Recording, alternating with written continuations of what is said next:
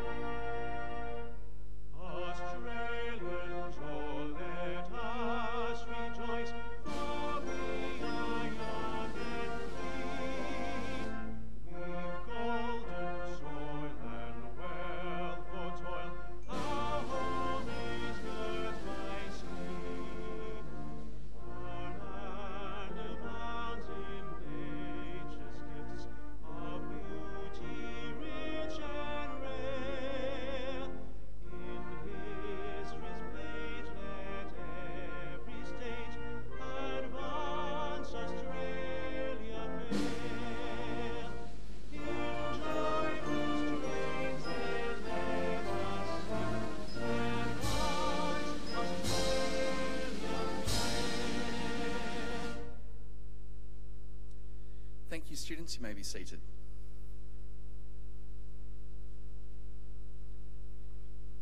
The Australian War Memorial was the vision of Charles Bean, Australia's First World War official historian.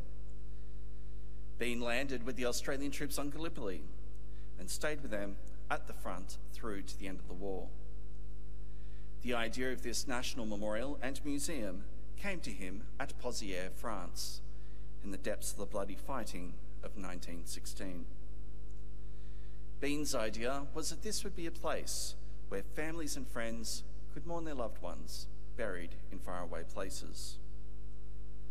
It would also be a place that could help all Australians understand what these men and women had endured and what they had done for us. Bean's vision, to which we remain true, is best expressed as inscribed in the entrance to the memorial's galleries. Here is their spirit, in the heart of the land they loved, and here we guard the record which they themselves made. Tonight, we will read the story behind just one of those on the Roll of Honour, which lists the names of more than 102,000 men and women who have given their lives for us in war and operations for more than a century. But first we present a lament, Flowers of the Forest. Wreaths or floral tributes will now be laid at the base of the Pool of Reflection.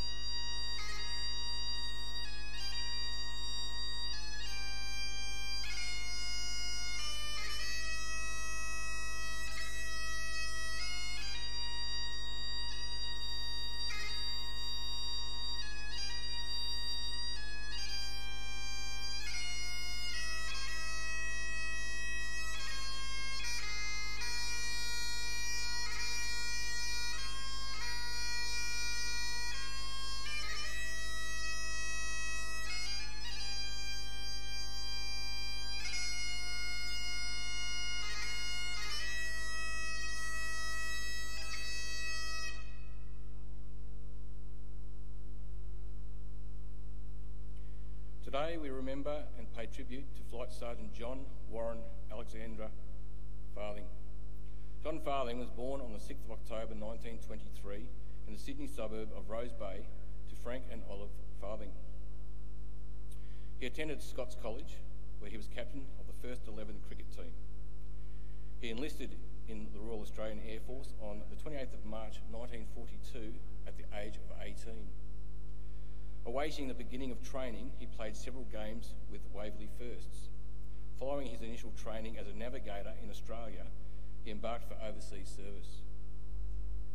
As part of the Empire Air Training Scheme, Farthing was one of almost 27,500 RAAF pilots, navigators, wireless operators, gunners and engineers who, throughout the course of the war, joined Royal Air Force squadrons or Australian squadrons based in Britain.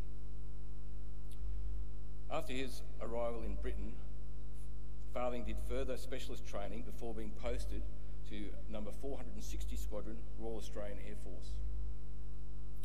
Number 460 Squadron would become the most highly decorated Australian squadron in Bomber Command and in the squadron that suffered the highest casualties.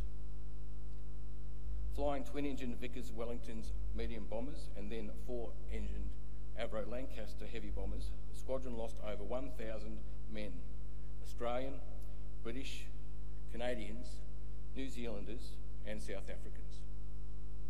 Almost 600 Australians from 460 Squadron are listed here on the Roll of Honour. On the night of the 2nd of January 1942, the Lancaster, in which Farthing was the navigator, took off from RAF Binbrook to take part in a large raid on Berlin. Just after takeoff, Farthing's Lancaster, fully laden with bombs for the mission ahead, banked sharply and dived uncontrollably into the ground, exploding on impact. All 7 crewmen were killed.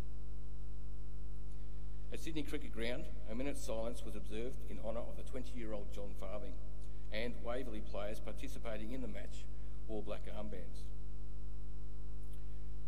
Further tribute was paid by Scots College, which established the John Farthing Memorial Scholarship.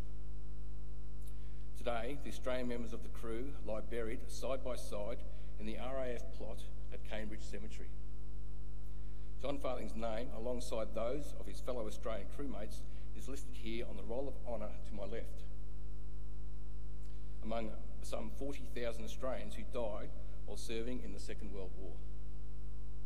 This is but one of the many stories of service and sacrifice told here at the Australian War Memorial.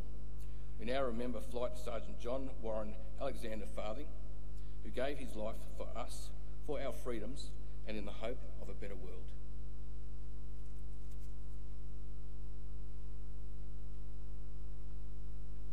Please stand for the reading of the Ode and the sounding of the last post.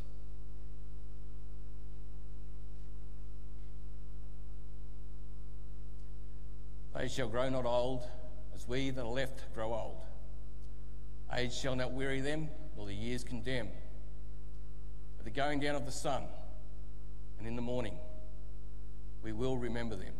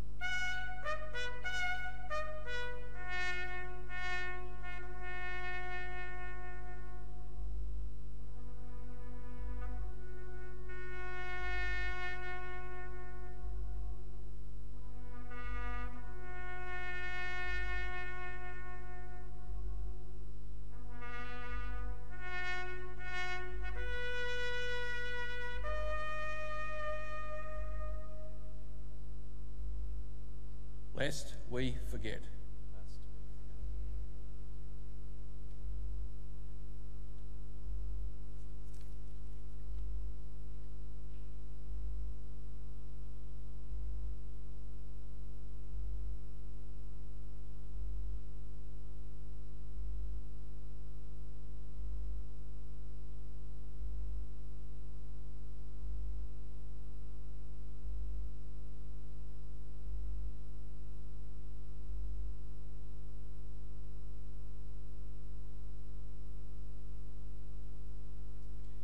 We leave you this evening with the words of the memorial's founder, Charles Bean. Many a man lying out there at Pozières or in the low scrub of Gallipoli, with his poor, tired senses barely working through the fever of his brain, has thought in his last moments, well, it's over. But in Australia, they will be proud of this. Ladies and gentlemen, girls and boys, that concludes this evening's last post ceremony. We'd like to thank you for visiting the Australian War Memorial and wish you all a very good night. Thank you.